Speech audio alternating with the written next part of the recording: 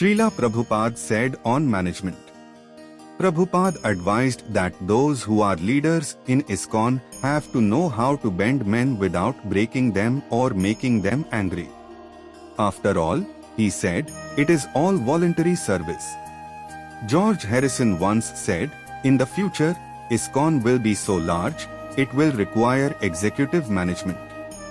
Prabhupada replied, I have divided the world into zones and representatives.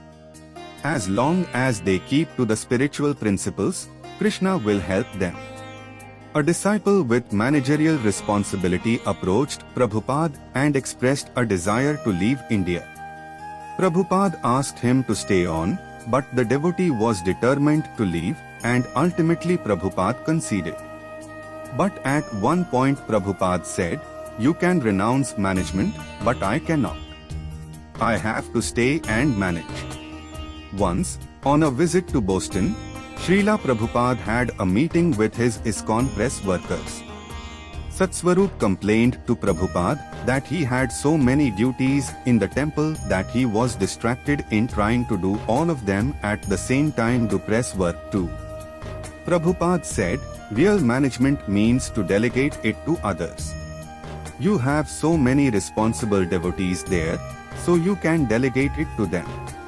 While walking up the stairs in Mayapur one morning, Prabhupada began complimenting Bhavanand.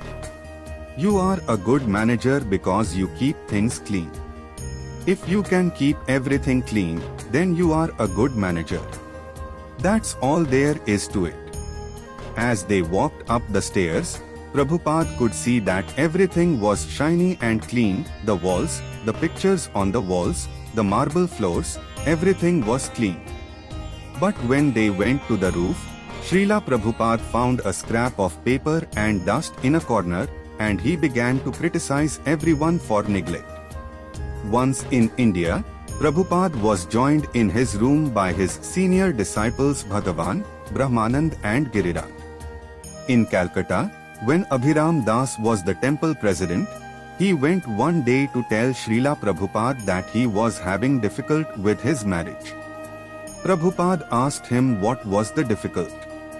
She wants that I should be engaged in more pujari work and chanting rather than management. Srila Prabhupada replied, she is less intelligent. Management is spiritual activity. Just like Arjuna fighting. There is no difference between chanting Hare Krishna or Sankirtan and doing one's assigned work in Krishna consciousness.